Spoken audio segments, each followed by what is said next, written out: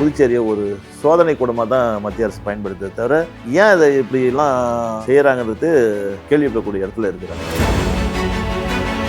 அதாவது பெஸ்ட்டு புதுச்சேரியை கொண்டாடணுன்றது தான் எங்களுடைய கனவு. இதெல்லாம் ஒரு மாநிலமாக இருந்தால் தான் செய்ய முடியும், யூனியன் டெரிட்டரியாக இருந்தால் செய்ய முடியாதுன்றது என்னுடைய கருத்து. சார், இப்போ வேலை வாய்ப்புகளுக்கு நீங்கள் என்ன நடவடிக்கைகள் எடுத்திருக்கீங்க சார்? உங்கள் தொகுதியில் வேலை வாய்ப்பு சம்மந்தமாக என்ன திட்டங்கள் இருக்குங்க? புதுச்சேரியில் 2011 இந்த சுதேசி காட்டன் மில்லுன்னு என் தொகுதியில் இருக்குது. இதை மூட போகிறதா அப்போ அறிவித்து அந்த அரசாங்கம் அறிவித்து இது வந்து பஞ்சிலாம் மிஷின்லாம் ரொம்ப இதாகிடுச்சு, அதுக்கு தகுந்த ஆள்லாம் ரிட்டையர்ட் ஆகிட்டாங்க. அப்போ இந்த மூடணும்னு ஒரு முடிவு எடுத்தாங்க. அப்போ நான் மாண்புக்கு சிஎம் வந்து நம்பர் என்ஆர் அவர்களை சந்தித்து அப்போ இருந்த சேர்மேன் எல்லாம் இருந்தாங்க, எல்லாம் கலந்து பேசி மில்லெல்லாம் மூடக்கூடாது, மில்லை மூடாமல் அதை தொடர்ந்து நடத்துறதுக்கு வழி என்னவோ சொல்லுங்கள் அதுக்கெல்லாம். அப்போ கலந்தாய்வு பண்ணி இந்த சில மிஷின்லாம் நல்லா இருந்துச்சு, அதெல்லாம் ரிப்பேர் பண்ணி கோயம்புத்தூர்லேருந்து இந்த பஞ்சுகள் அவங்களுக்கு கடனாக பெற்று அதை ப்ராசஸ் பண்ணி திரும்ப அந்த பஞ்சியை வந்து அவங்கக்கிட்ட கொடுத்தா அவங்களுக்கு ஒரு அமௌண்ட்டு தராங்க. இந்த ப்ராஜெக்டை கொண்டாந்து இந்த மில்லை ஏறக்குறைய ஒரு 300 இளைஞர்களுக்கு வேலை வாய்ப்பு கொடுத்து அந்த மில்லை ஓட்டினேன். அப்போ 2011 to 16 காலகட்டத்தில் இந்த மில்லு ஓடினுச்சு. அடுத்து வந்த 2016-21 ஆட்சி காலத்தில் அதை முழுமையாக மூடிட்டதுனால அந்த வாய்ப்பும் போயிடுச்சு. இன்றைக்கி திருப்பி அந்த 2021 நம்ம வந்து பார்க்கக்குள்ள ஏற்கனவே இருந்த அந்த மிஷின்லாம் காலாவதி ஆகி போய் இன்றைக்கி சாத்தியப்பட்டுருக்குது. எல்லோரும் சொல்கிற வார்த்தை தான் அது. இன்றைக்கி பிரெஞ்சுக்காரன் காலத்தில் அந்த மில்லுலாம் இருந்ததுனால இன்றைக்கி பாண்டிச்சேரியே வந்து ஒரு செழிப்பான இடத்துல இருந்தது. இப்போ இந்த மில்லுலாம் சாத்தப்பட்ட பிறகு இன்னும் பார்த்திங்கன்னா நம்ம பிப்டிக் போன்ற இடத்துங்கள்லாம் நிறையா தொழில்பேட்டைகளில் இண்டஸ்ட்ரீஸ் இருந்தது. ஆண்ட அரசாங்கங்கள் அதே இப்போ ஆளுகின்ற அரசாங்கமும் அதுக்கு முழுமூச்சாக ஈடுபட்டு இந்த அந்த இண்டஸ்ட்ரீஸு மற்றும் இந்த மில்லெல்லாம் திறக்கிறதுக்கு வந்து சரியான நடவடிக்கை இறங்காததுனால இன்றைக்கி இளைஞர்களுக்கு வேலை வாய்ப்பு சுத்தமாக இல்லை. அதே நேரத்தில் படித்த இளைஞர்கள் இன்றைக்கி பார்த்திங்கன்னா ஐடி கம்பெனியில் நிறைய இளைஞர்களுக்கு வேலை இங்கே கிடைக்காததுனால பெங்களூரு, ஹைதராபாத்து, சென்னை போன்ற பெருநகரங்களுக்கு போயிட்டு சொற்ப சம்பளத்தில் வேலை செய்கிறாங்க. அதே நேரத்தில் அவங்களுக்கு அந்த சம்பளத்துக்கு தேவையான அதாவது அவங்க தங்கும் இடம், உணவு, அவங்களுக்கு எக்ஸ்பென்ஸ் எல்லாம் வந்து அதுக்கு பற்றாக்குறை வருது. அப்போ அவங்களுக்கு வந்து இதனால் திரும்ப வந்து அவங்களுக்கு நிதி சுமையால் இங்கே ஏதாவது வேலை கிடைக்குமான்னு வந்து பார்க்குறாங்க. இங்கே கிடைக்காததுனால அவங்களுக்கு வந்து தவறான பாதையில் போகிறாங்கன்றதையும் நம்ம சுட்டி காட்டி இதுக்கு வந்து ஒரு இப்போ ஐடி பார்க்கு போன்ற இதெல்லாம் இது வரைக்கும் கொண்டாடாமல் இருந்தது ரொம்ப பின்னடைவை சந்திச்சுக்குது. அதே நேரத்தில் பார்த்திங்கன்னா இன்றைக்கி துறைமுகம் வந்திருக்கணும், ஏர்போர்ட்டு, ரயில்வேயில் வந்து இன்றைக்கி சென்னை டு மகாலிபுரம், கடலூர் இந்த ரயில்வே பாதையெல்லாம் போட்டாக்கா இளைஞருக்கு நிறையா வாய்ப்பு கிடைக்கும். அப்போ படித்த இளைஞர்கள் வந்து தவறான பாதைக்கும் போக மாட்டாங்க. இங்கே தண்ணீராக இங்கே படித்த படிப்பு இன்றைக்கி பார்த்திங்கன்னா இவ்வளோ காலேஜஸ் இருக்குது, மெடிக்கல் காலேஜ் இருக்குது, இன்ஜினியரிங் காலேஜ் இருக்குது. இங்கெல்லாம் பல ஆயிரம் மாணவர்கள் வந்து தேர்ச்சி பெற்று நல்லா படிச்சுட்டு வெளியே வராங்க. ஆனால் அவங்களுக்கு வேலை வாய்ப்புன்னு பார்க்கக்குள்ள அது வந்து நம்மளுக்கு எட்டாக்கனியாக இருக்கிறதுனால அது வந்து ஒரு குறையாகவே இருக்குது.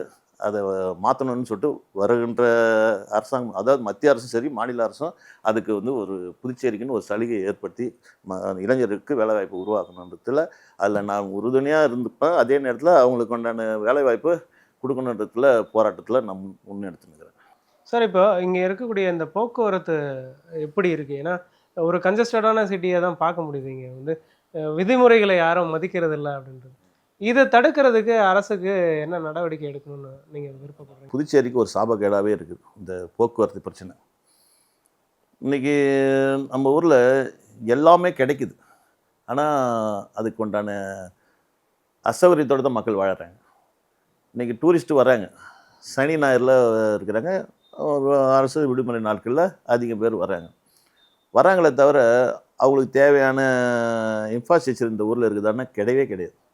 இன்றைக்கி பஸ் ஸ்டாண்டுலேருந்து பீச் வரைக்கும் போகணும், பீச் வரைக்கும் போகிறதுந்தாக்கா அவ்வளோ நெருக்கடி. நேரு வீதி, காந்தி வீதி, இன்றைக்கி நகரப்பகுதியில் இருக்கிற முக்கிய சாலையெல்லாம் எனது தொகுதியில் சேர்ந்ததாக இருக்கும்.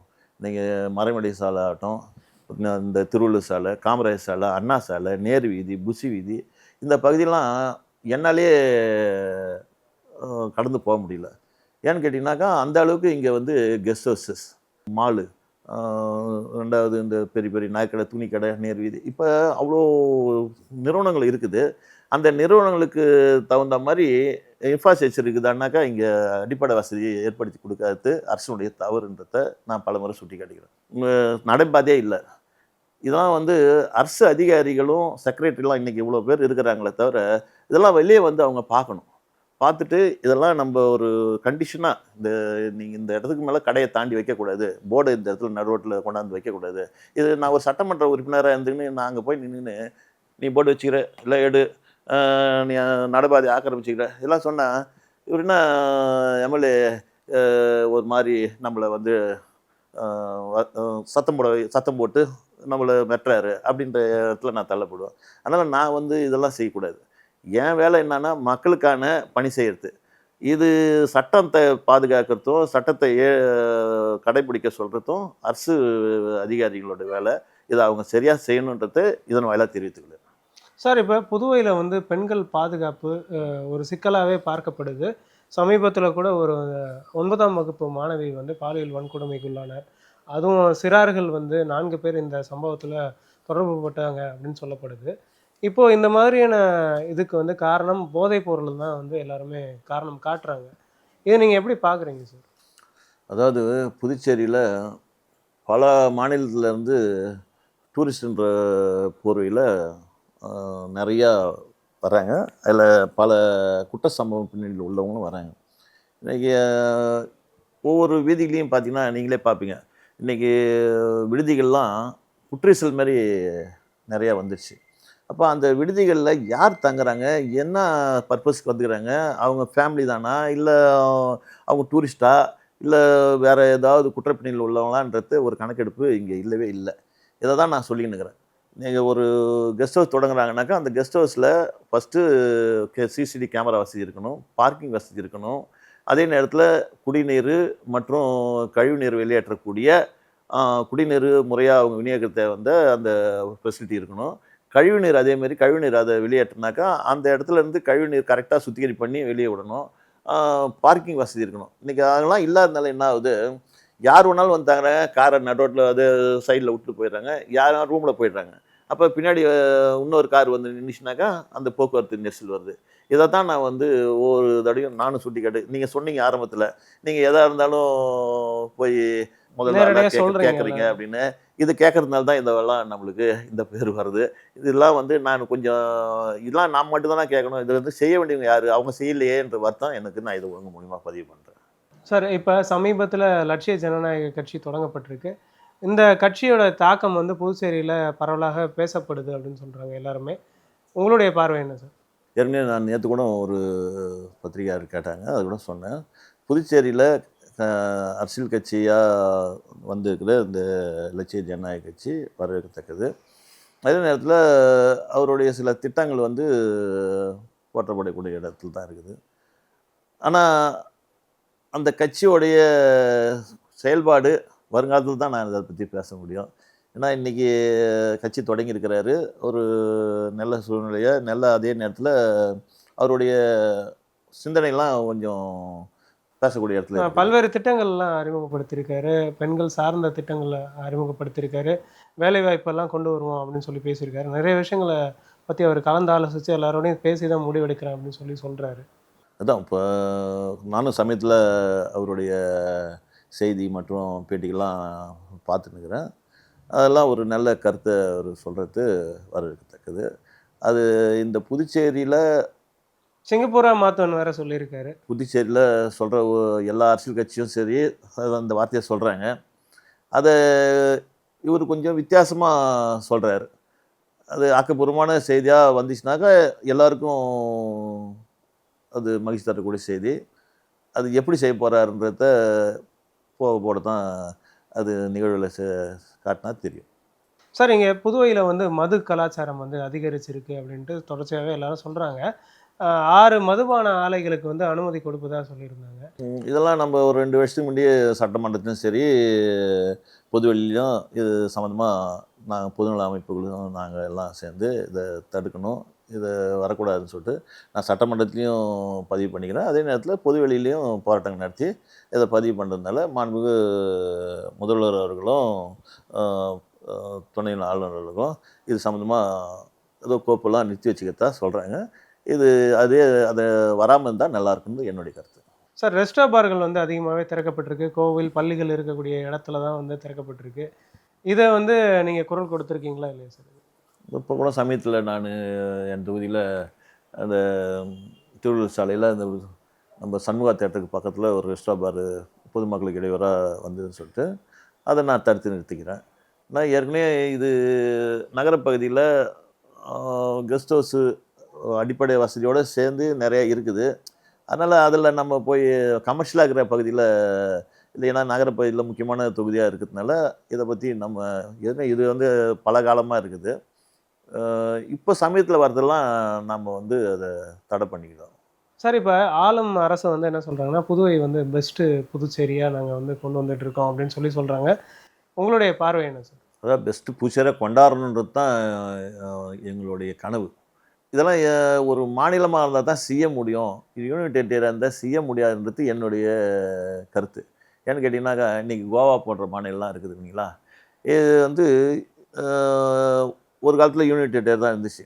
ஆனால் நம்ம புதுச்சேரி பிரெஞ்சு அரசாங்கத்து காலத்தில் விடுதலை பெற்று புதுச்சேரி நம்ம மத்திய அதாவது இந்தியா கூட இணைக்கக்குள்ள ஒரு தன்னிறையான ஒரு ஒரு இடத்துல இருந்து தான் நம்ம இந்தியாவோட இணைச்சி சுதந்திரம் பெற்று இணைச்சோம். அப்போ இது ஒரு மாநிலமாக தான் நம்ம கருதி இருக்கணும்.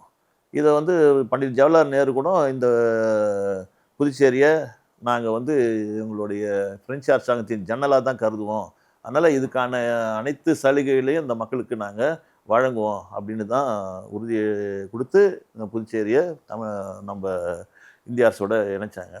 ஆனால் காலப்போக்கில் இதை வந்து நம்ம புதுச்சேரியை ஒரு சோதனை கூடமாக தான் மத்திய அரசு பயன்படுத்த தவிர, ஏன் இதை இப்படிலாம் செய்கிறாங்கிறது மக்களுக்கு ஒரு கேள்விப்படக்கூடிய இடத்துல இருக்கிறாங்க.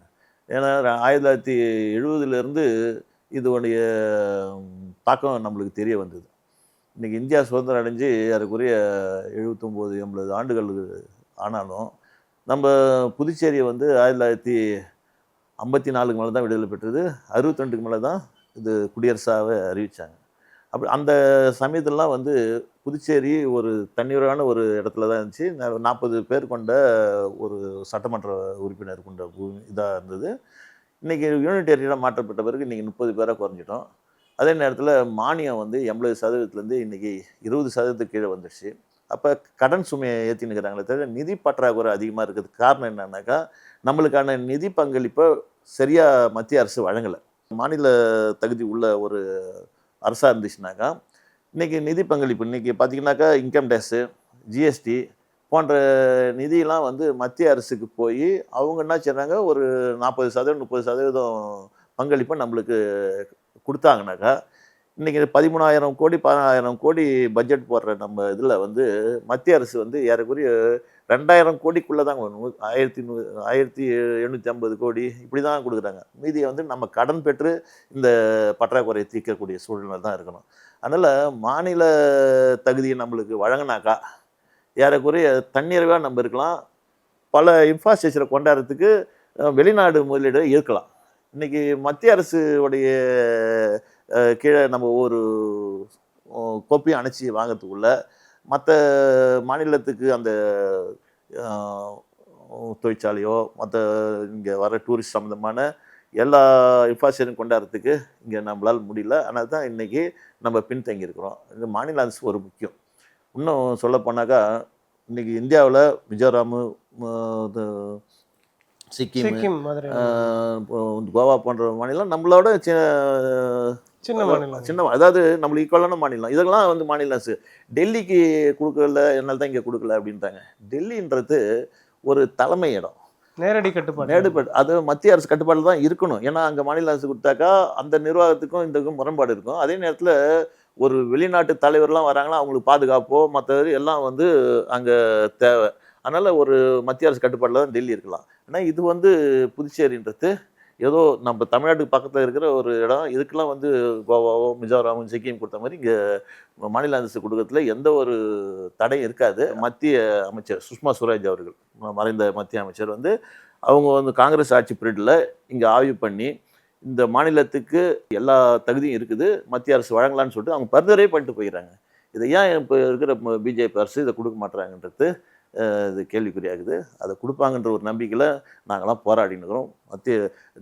நான் இங்கே இருக்கிற பொதுநல அமைப்புலாம் டெல்லியில் கூட போயிட்டு ஏறக்குறைய 250 பேர் நாங்கள் ஜந்தர் மந்தர் பகுதியில் போயிட்டு போராட்டம் பண்ணி மனுலாம் கொடுத்து வந்தோம். அதுக்கும் அவங்க வந்து ஒரு நல்ல கடிதம் கொடுத்த பிறகு ஒரு பதிலெலாம் அனுப்பிச்சாங்க உள்துறை அமைச்சர்லாம். இது நமது அரசாங்கம், அதாவது ஆளுகின்ற அரசு இதை கடுமையாக வலியுறுத்தணுன்றது என்னுடைய கோரிக்கை வைக்கிறேன். சார், 2026 சட்டமன்ற தேர்தல் வரப்போகுது. நீங்கள் மக்களுக்கு என்ன மெசேஜை சொல்ல விருப்பப்படுறீங்க? புதுவை மக்களுக்கும் சரி, உங்களுடைய தொகுதி மக்களுக்கும் சரி. மக்கள் வந்து இப்போ ரொம்ப விழிப்பாக இருக்கிறாங்க. அவங்க வந்து காசு பணத்தோட ஒரு நல்ல நிர்வாகம், ஊழலற்ற ஒரு நேர்மையான ஒரு அரசு எப்பயுமே இருக்கணும்னு விரும்புகிறாங்க. அதை அவங்க தெளிவாக இருக்கிறாங்க. அப்போ அதை நோக்கி தான் அவங்க பயணிக்கிறாங்க. இப்போ சென்ற சட்டமன்ற தேர்தலில் பார்த்திங்கன்னா காசு பணம் கட்சி அப்படிலாம் யாரும் பார்க்கல. இப்போ நான்லாம் ஒரு சுயேட்சை சட்டமன்ற உறுப்பினராக வந்ததுக்கு காரணம் என்னென்னா யாருக்கு ஓட்டு போடணுன்றது மக்கள். அதனால தான் இன்றைக்கி 6 சுயேட்சை சட்டமன்ற உறுப்பினரை இந்த புதுச்சேரியில் மக்கள் தேர்ந்தெடுக்கிறாங்க. அதனால் கட்சிகள் எவ்வளோ பெரிய லெவலில் இருந்தோ இல்லை பணத்தால் நம்ம சாதிச்சலாம்னு நினச்சாலும் மக்களுக்கு வந்து அது ஒரு பொருட்டே இல்லை. அவங்க முடிவு பண்ணிக்கிறது அவங்க செய்வாங்கன்றது தான் என்னுடைய கருத்து. பல்வேறு கேள்விகளுக்கு பதில் அளிச்சிங்க. மிக நன்றி சார். நன்றி. நேயர்களே, மீண்டும் மற்றொரு நிகழ்ச்சியில் சந்திக்கலாம். நன்றி, வணக்கம்.